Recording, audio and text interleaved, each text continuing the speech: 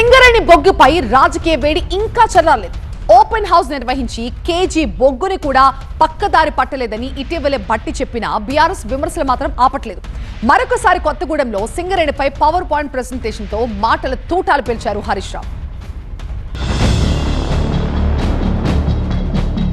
భద్రాద్రి కొత్తగూడెంలో సింగరేణి పరిరక్షణ సదస్సు జరిపింది బీఆర్ఎస్. సింగరేణిపై మాజీ మంత్రి Harish Rao power point presentation ఇచ్చారు. సింగరేణిలో కాంగ్రెస్ ప్రభుత్వ జోక్యం ఎక్కువైందన్నారు. కాంగ్రెస్ తో సింగరేణిలో అవినీతి పెరిగిపోయిందని, నష్టాలు వచ్చే స్టేజ్ కు చేరిందని విమర్శించారు. ఒకప్పుడు సిరులగని ఇప్పుడు స్కాములగనిగా మారిందని, సింగరేణిని కాపాడేందుకు కార్మికులు కలిసి రావాలని కోరారు హరీష్ రావు. బీఆర్ఎస్ హయాంలో సింగరేణి 1000 కోట్ల ఫిక్స్డ్ డిపాజిట్లుండే, కానీ ఇవాళ 4300 కోట్ల ఓడికి చేరుకున్నది. మీకు కార్మికులకు తెలిసే ఉంటది, సింగరేణికి ఒక గొప్పదనం ఉండేది. ఎందుకంటే పైసలు సిలకుంటుండే కదా. కాంట్రాక్టర్ ఇవాళ బిల్లు పెట్టే రేపు పాస్ అవుతుండే. ఇప్పుడు నెలలు గడిచినా కాంట్రాక్టర్లకు బిల్లులు వస్తలేవు. సింగరేణిలో పైసలు లేవు. సింగరేణి నాగం పట్టించేసింది. శ్రీరాంపూర్ OC2లో 600 కోట్ల స్కామ్ జరిగిందని ఆరోపించారు హరీష్. సోలార్ పవర్ టెండర్లలో 1000 కోట్ల అవినీతి జరిగిందని, మెగావాట్ కు అధిక వ్యయం చూపించి కమిషన్లు తీసుకున్నారని చెప్పారు. జైపూర్ పవర్ ప్రాజెక్ట్ కు DPR, PPA లేకుండా డబ్బులు ఖర్చు చేస్తున్నారని హరీష్ రావు మండిపడ్డారు. బొగ్గు ఉత్పత్తి అయినట్టు లాభాలు చూపించిన సర్కార్ 40 లక్షల టన్నుల బొగ్గు ఏమైపోయిందని హరీష్ ప్రశ్నించారు.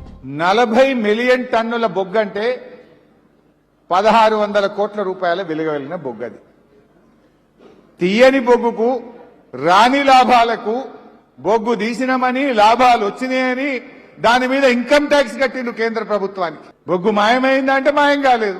మరి మాయం కాకపోతే కుప్ప చూపిరా బయట, నేను రానియం చూపియం. రాని బొగ్గుకు, లేని బొగ్గుకు, తవ్వని బొగ్గుకు ఎవడు అయ్యే సొమ్మని ఇన్కమ్ ట్యాక్స్ కట్టినావు, ఎవడు అయ్యే సొమ్మని DMFTలు కేంద్ర రాష్ట్ర ప్రభుత్వాలకు డివిడెండ్లు ఇచ్చి మా కార్మికుల జీవితాలతో ఆడుకుంటున్నావని నేను అడుగుతా ఉన్నా.